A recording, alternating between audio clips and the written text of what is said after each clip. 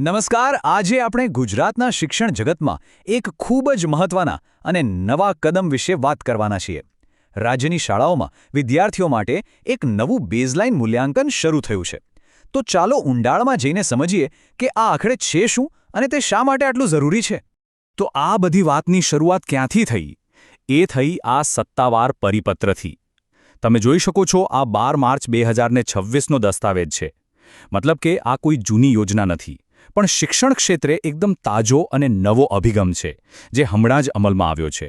એટલે સ્વાભાવિક છે કે મનમાં સવાલ થાય કે આખરે આ નવું મૂલ્યાંકન છે શું, અને એનાથી પણ મોટો સવાલ, આનાથી વિદ્યાર્થીઓના ભણતર પર શું અસર પડશે? ચાલો આ બધા જ સવાલોનો જવાબ મેળવીએ. તો ચાલો આ કાર્યક્રમની મૂળભૂત હકીકતોથી શરૂઆત કરીએ.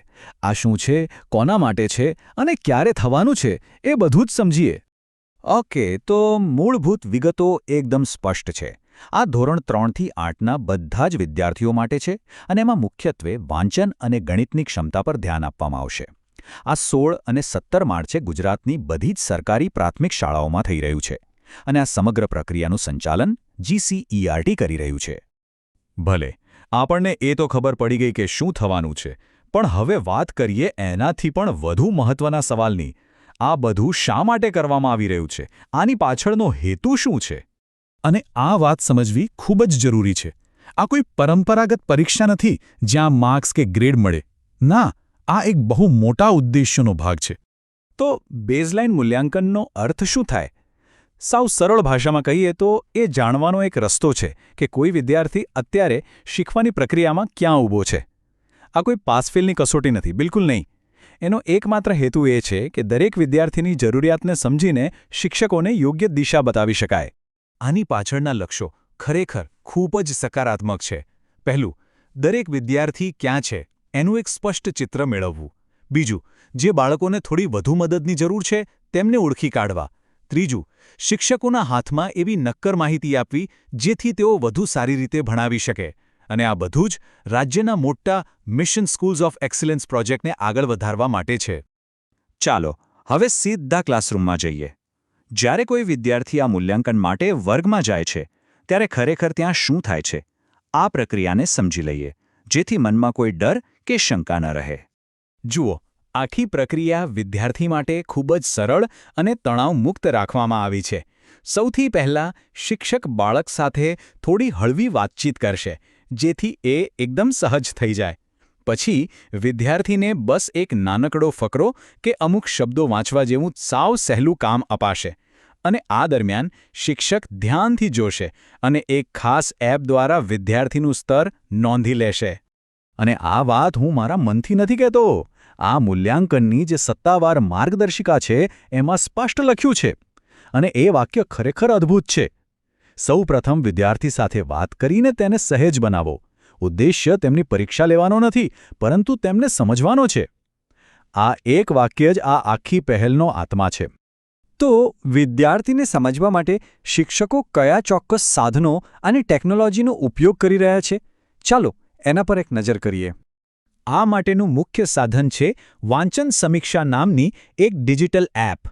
આ એપ શિક્ષકોને એ માપવામાં મદદ કરે છે કે વિદ્યાર્થી કેટલી સરળતાથી અને ઝડપથી વાંચી શકે છે, જેને ઓરલ રીડિંગ ફ્લુએન્સી ORF કહેવાય છે, અને સાથે સાથે એ પણ કે તે જે વાંચી રહ્યો છે એને સમજી કેટલો રહ્યો છે. અહીં આપણે પરંપરા અને આધુનિકતાનું એક સુંદર મિશ્રણ જોઈ શકીએ છીએ. એક તરફ વિદ્યાર્થી માટે કાગળ પર છાપેલી વાંચન સામગ્રી છે, અને બીજી તરફ શિક્ષકના હાથમાં ટેબ્લેટ કે સ્માર્ટફોન છે, જેમાં એ જ માહિતી તરત જ ડિજિટલ સ્વરૂપે નોંધાઈ રહી છે. આ રીતે ટેકનોલોજી શિક્ષણને વધુ અસરકારક બનાવી રહી છે. આ એપ વાપરવાની પ્રક્રિયા પણ એકદમ સીધી અને સરળ છે. શિક્ષક એપ ખોલીને વિદ્યાર્થીનું નામ પસંદ કરે છે. જેવું વિદ્યાર્થી વાંચવાનું શરૂ કરે, શિક્ષક રિયલ ટાઈમમાં એપમાં જ નોંધ લેતા જાય છે. અને જેવું આ પૂરું થાય, એ બધી જ માહિતી તરત જ સિસ્ટમમાં સેવ થઈ જાય છે, વિશ્લેષણ માટે તૈયાર. ઓકે, તો આ બધી માહિતી એકત્રિત થઈ ગઈ. પણ હવે શું? આ ડેટાનું શું થશે? હવે આપણે અંતિમ અને સૌથી મહત્વપૂર્ણ તબક્કા પર આવીએ છીએ. આ ડેટાનો ઉપયોગ કેવી રીતે થશે? આ ડેટા શિક્ષણ માટેના ખજાના જેવો છે.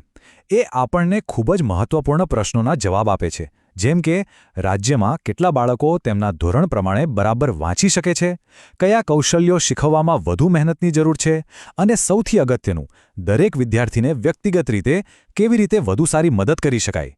આ માહિતી શિક્ષણની ગુણવત્તા સુધારવા માટે એક સ્પષ્ટ રોડમેપ તૈયાર કરે છે. અને આ સમગ્ર વિશ્લેષણનો સારાંશ બસ આ એક જ વાક્યમાં આવી જાય છે.